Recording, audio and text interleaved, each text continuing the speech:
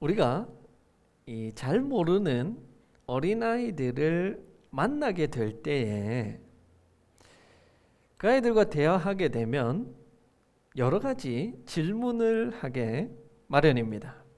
그때 여러분들은 어떤 질문을 보통 하시나요? 어떤 질문을 하세요? 만약에 모르는 아이와 대화하게 되었다 그러면 어떤 질문 하시겠어요? 몇 살이니? 또 어디 사니? 또 우리 잘 묻는 거 있잖아요. 이름이 뭐니? 또 원하는 대답이 안 나오네요. 또 어디 가는 길이니? 여러분들은 그런 거 뭐? 부모님은 계시니? 고아니? 제가 원하는 답이 아직까지 안 나왔는데 계속 안 나올 것 같네요. 이런 질문은 잘 안 하나요? 너는 장래 희망이 뭐니? 너는 커서 뭐가 되고 싶니? 그렇죠? 우리 어떤 아이를 보면은 그런 게 굉장히 또 궁금하기도 하죠. 그러면 예전에 아이들 1990년대 제가 태어났던 80년대 아이들은 과학자요 혹은 대통령이요 이런 것들을 주로 이야기했다면 요즘 친구들은 유튜버요 아니면 프로게이머요 또 아니면 목사요 하는 사람은 없죠. 저밖에 없었던 것 같아요. 이렇게 대답을 합니다. 우리의 주된 관심사는 뭐냐면 바로 이거예요. what이에요. 몇 살이니? 어디 사니? 또 네가 되고 싶은 것은 무엇이니? 무엇이니? what.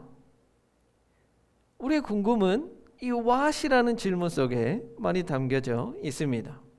그렇게 많이 묻고 대답합니다. 왜 그럴까? 이 what이라는 질문에 대한 대답은 단답형으로 나와요. 몇 살이니? 10살이요. 어디 사니? 북삼이요. 뭐가 되고 싶니? 과학자요. 묻기 편하고 대답하기 편해요. 그런데 어른이 how로 묻는다면 그 아이는 대답하기가 굉장히 어려울 거예요. 네가 과학자가 되기는 될 건데 과학자가 돼서 어떻게 살래? 네가 대통령이 되긴 될 건데 그러면 어떻게 대통령이 되어서 살래? 물어본다면 아이가 그것에 대해서 대답하기는 굉장히 곤란해하고 서로 입장이 난처하게 될 겁니다. 왜냐하면 이 아이는 지금까지 그런 질문을 받아본 적도 없고 생각해 본 적도 없을 거예요. 어른들도 마찬가지죠. 아이들에게 그런 것을 질문하지 않습니다. 우리의 관심은 what에 있어요. what. 어른들도 마찬가지죠. 모르는 사람을 만났을 때 이렇게 묻습니다. 당신의 직업은 뭡니까? 어떤 일 하십니까? 그러면 나는 농부요. 나는 목사요. 또 나는 학생이요. 나는 직장인이요. 이렇게 대답하기가 어렵지 않습니다. 이렇게 물으면 어때요? 자, 농부는 농부인데 어떤 농부로 살아가고 계십니까? 어떻게 살고 있습니까? 직장인은 직장인인데 그 직장인으로서 어떻게 살아가고 있습니까? 학생은 학생인데 학생으로서 어떻게 살아가고 있습니까? 목사는 목사인데 어떻게 목사로서 살아가고 있습니까? 이렇게 질문한다면 어때요? 참 대답하기가 곤란합니다. 우리는 거기에 대해서 생각해 보지 않았고 고민해 보지 않았기 때문에 대답을 가지고 있지 않습니다. 바로 대답할 수가 없어요. 우리 그리스도인들은 계속해서 물어야 합니다. how, 어떻게를 물어야 합니다. 하나님, 어떻게 해야 됩니까? how, 하나님 어떻게 해야 합니까? 오늘 우리가 읽은 본문 속에 등장하는 이 주인공들은 하나님께 what을 묻지 않고 how를 묻고 있어요. how. 하나님 어떻게 해야 합니까? 바로 마노아와 그의 아내입니다. 안타깝게도 이 부부는 불임이에요. 난임인지 알 수 없지만은 아이를 갖지 못했다고 합니다. 그러던 어느 날 하나님께 은혜를 입고 천사가 마노아의 아내에게 와서 수태고지를 합니다. 그리고 더불어 그 아이는 머리카락을 잘라서는 안 된다, 나시린으로 구별되었다라고 말합니다. 이것을 마노아의 아내가 남편에게 알리자 남편인 마노아는 바로 기도합니다. 그 기도하는 내용이 바로 이래요. 하나님, 태어날 아이에게 어떻게 해야 할지를 알려주십시오. 어떻게 해야 할지. How? 하나님, 태어날 아이가 무엇이 될지 알려주십시오. 목사가 돼야 됩니까? 농부가 돼야 됩니까? 전사가 돼야 됩니까? 묻지 않아요. 묻는 것은 어떻게 해야 합니까를 묻고 있어요. 그래서 천사가 다시 나타나서 이 아이는 나시린으로 구별되었기 때문에 포도에서 나는 산물은 어떤 것도 먹으면 안 된다는 것을 알려줍니다. 지금까지 우리가 여러 시간 동안 사사들에 대해서 살펴봤어요. 이 사사들은 온니엘을 제외한 많은 사사들이 하나님을 실망케 했습니다. 모범이 되는 첫 사사 온니엘 이후로 에훗, 삼갈, 드보라 점점점 사사 시대가 깊어감에 따라서 이스라엘 백성들도 타락해갔고 지도자인 사사들도 하나님이 싫어하시는 왕처럼 행세하는 모습을 보게 됩니다. 그것은 마지막 사사인 12번째 사사 삼손에 가면 절정에 이릅니다. 삼손은 하나님이 주신 능력을 오로지 자신의 정욕을 채우는 데만 사용합니다. 그렇지만 적어도 그의 부모는 하나님께 하우 묻고 있는 거예요. 이 자녀를 어떻게 키워야 하겠습니까? 두 명의 의사가 있습니다. 한 분은 요셉 의원을 설립하신 고 선우경식 의사입니다. 원장입니다. 이분은 영등포 쪽방촌 한 구석에 요셉 의원이라는 병원을 세워서 평생을 노숙인과 쪽방촌 사는 사람들을 위해서 무료로 혹은 가장 적게 받을 수 있는 돈만 받으면서 요셉 의원을 운영했습니다.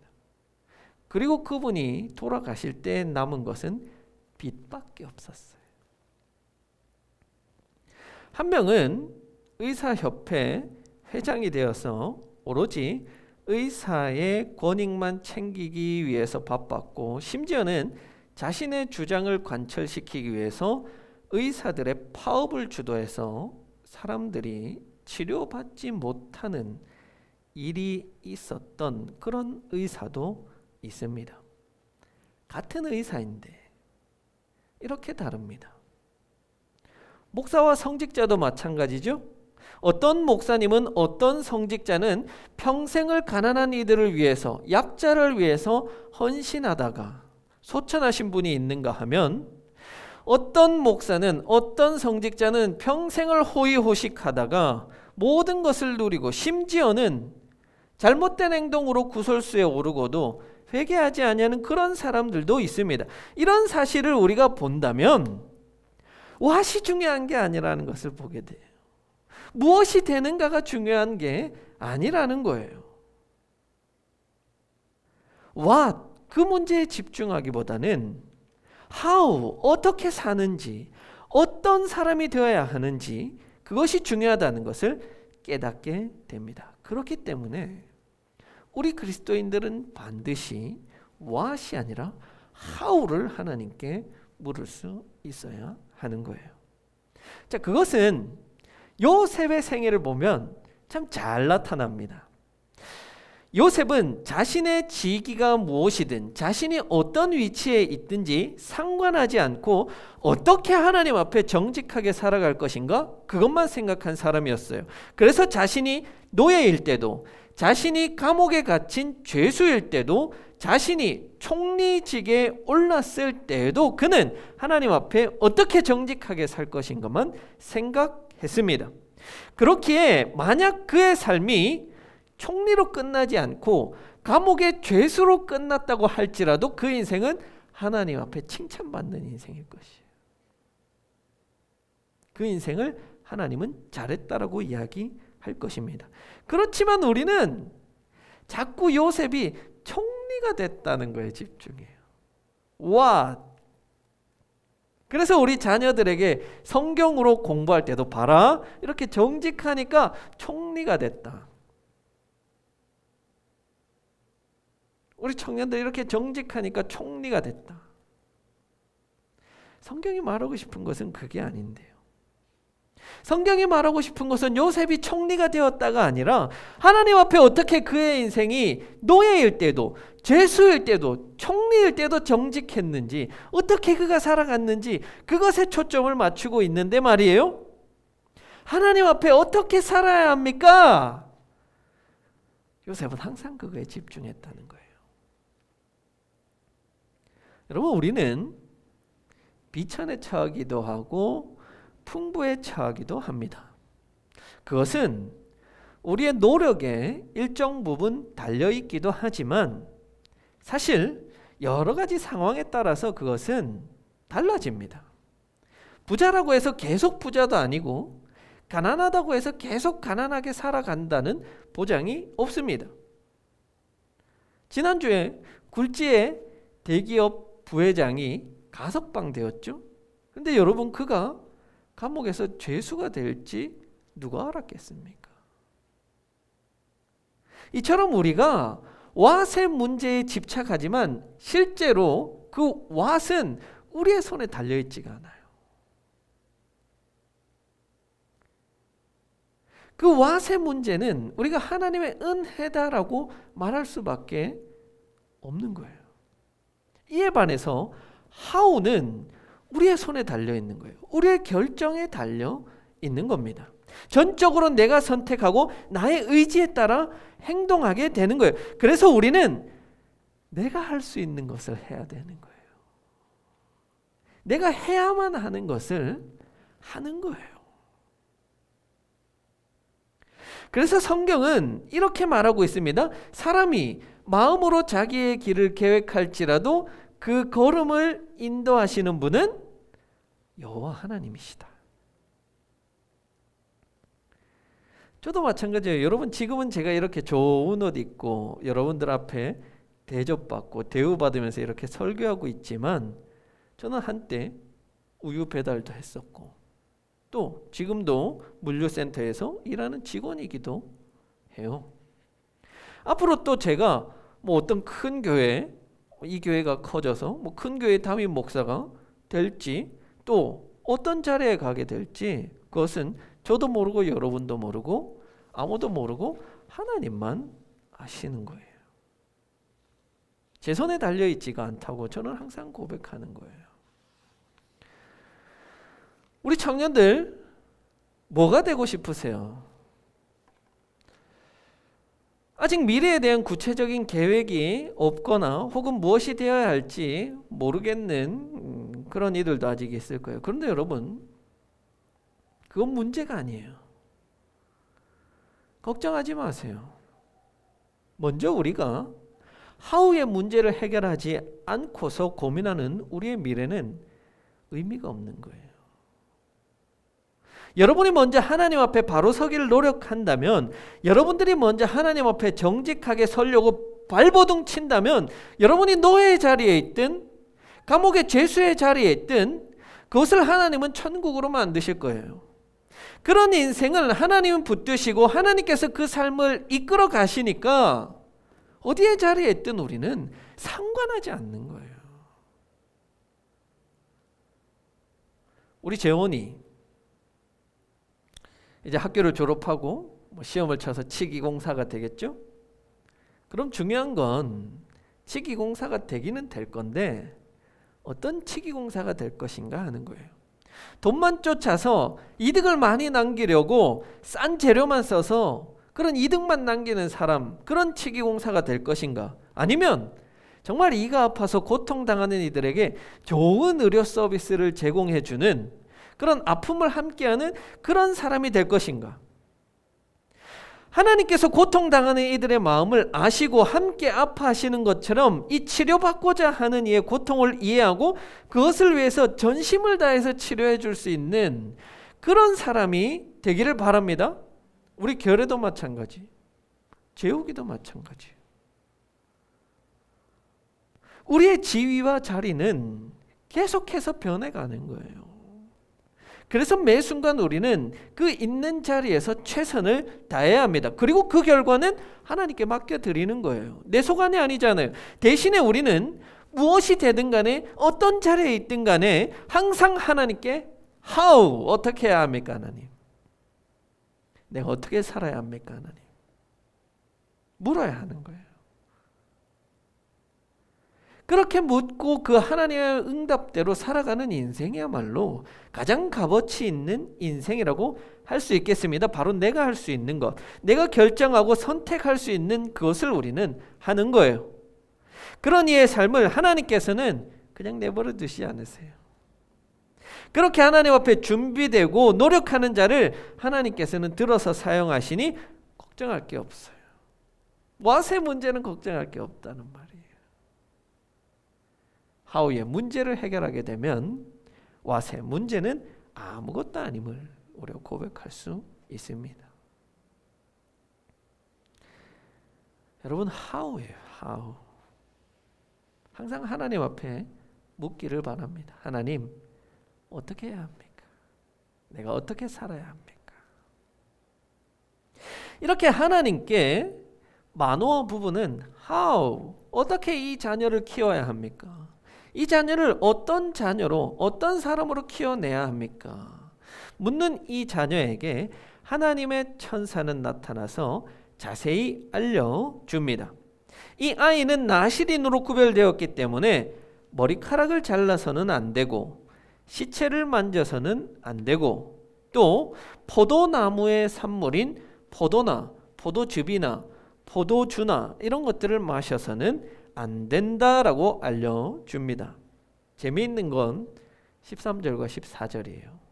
한번 봅시다. 이렇게 말해요. 주님의 천사가 마노아에 일러준 모든 것을 그 아이가 지켜야 하고, 그렇죠? 그 아이가 이제 어떻게 살아가야 할지가 대답이 나왔어요. 여기까지 좋아요.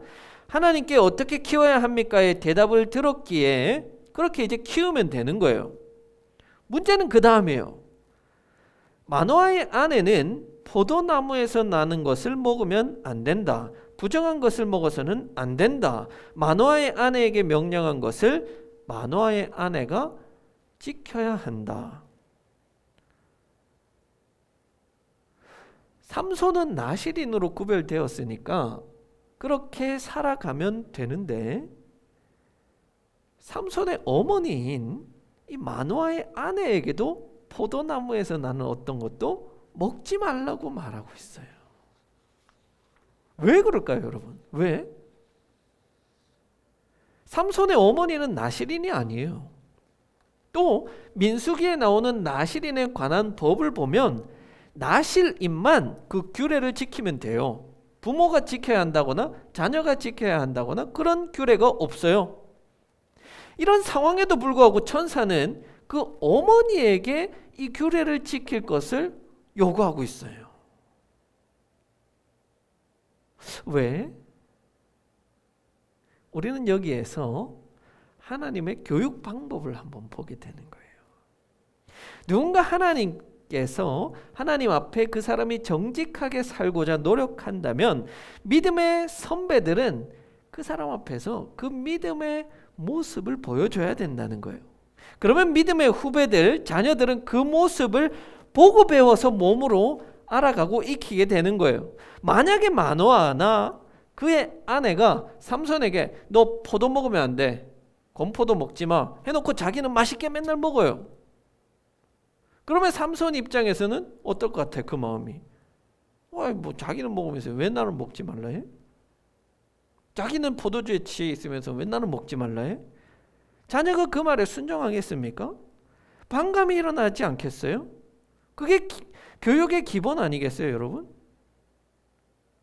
부모가 자녀에게 넌 들어가서 공부해 해놓고 부모가 거실에서 텔레비전 보잖아요. 그러면 아이들 어떻게 생각해요? 나만 공부하라고 해요. 사실 자기만 공부해야 되는데. 부모가 자녀를 교육할 때 잘못하고 있는 것 가운데 하나는 자녀만 그렇게 하라고 요구하는 거예요. 아들아, 무엇이 되는 것은 중요하지 않다. 하나님 앞에 어떻게 살아야 되는지가 중요하다. 그것을 고민해라. 부모가 자녀에게 그렇게 이야기해놓고 자기는 고민하지 않아요. 자기는 그냥 그런 대로 살아요. 목사가 성도들에게 어떻게 살아야 할지 고민하십시오 해놓고 목사는 그냥 자기 마음대로 살아요. 하나님께 어떻게를 묻지 않아요. 그러면 여러분들이 그 말을 들으시겠어요? 하나의 잔소리에 불과한 거예요. 그래서 하나님의 자녀들, 초신 자녀들, 이 초신자들을 교육할 때 가장 중요한 것은 믿음의 선배가 어떤 모습을 보여주는가 하는 거예요. 믿음의 선진들이 후배들에게 어떤 모습을 보여주는가 하는 거예요. 삼손의 어머니, 아버지가 하나님 앞에 구별된 사람으로 행동한다면 태어난 그 자녀는 그 아버지 부모의 모습을 보고 배우고 따라 살게 마련이에요. 여러분들은 계속해서 그런 기도하고 저에게 그런 이야기를 많이 해요. 믿음의 가문을 세우고 싶습니다. 우리 가족이 믿음의 가문이 되기를 바랍니다. 여러분, 그런데 그게 그냥 교회 간다고 되는 게 아니라는 것을 알고 있지 않습니까? 많은 믿는 부모들이 그런 가정, 그런 가문을 세우기 원한다고 기도하지만 자기가 먼저 솔선수범하고 자기가 먼저 그런 믿음의 가문의 대장으로서 앞서가는 사람으로서의 모습을 보여주지 않는다면 어떻게 그런 가문이 세워질 수 있겠어요? 우리 믿음의 선배들은 그런 책임의식을 가져야 돼요. 책임감을 가져야 하는 거예요. 나의 이 모습은 믿음의 후배들이 보고 배우는 것이다. 나의 모습은 내 자녀의 모습이다. 나의 모습은 북삼 초대교회의 모습이다. 이런 책임감이 믿음의 가문, 믿음의 교회를 만드는 거예요.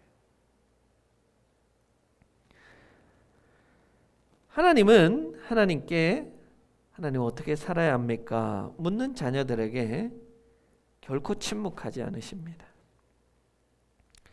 하나님은 우리 안에 내주하시는 성령 하나님을 통해서 끊임없이 우리를 설득하시고 사랑으로 인도하십니다. 속삭이세요. 우리는 그 음성에 따라서, 그 설득에 따라서 따라가면 됩니다. 어떻게 살아야 할지 하나님께 묻고 답하시는 하나님의 그 음성을 따라 살아가면 되는 거예요. 어렵지 않습니다. 하나님께서 하시는 것은 하나님께 맡겨드리고 우리가 해야 할 일을 우리는 하는 겁니다. 바로 우리는 하나님 앞에 어떻게 살아야 하는지 그것을 묻고 고민하고 믿음으로 한번 생각해보고 그렇게 살아가야 하는 겁니다. 그것은 나이가 많든 적든 직업이 있든 없든 상관이 없습니다. 모든 하나님의 백성들이 물어야 할 질문이고 모든 하나님의 자녀들이 평생을 안고 살아가야 할 마음의 숙제입니다. 여러분, 우리 이번 한 주간 그렇게 한번 살아봅시다. 하나님, 어떻게 살아야 합니까? 우리가 그렇게 묻고 하나님께서 주시는 그 대답대로 살아가서 믿음의 가정을 세우고 믿음의 교회를 세우고 믿음의 민족을 세우는 우리 믿음의 가족들이 되시기를 간절히 기원합니다.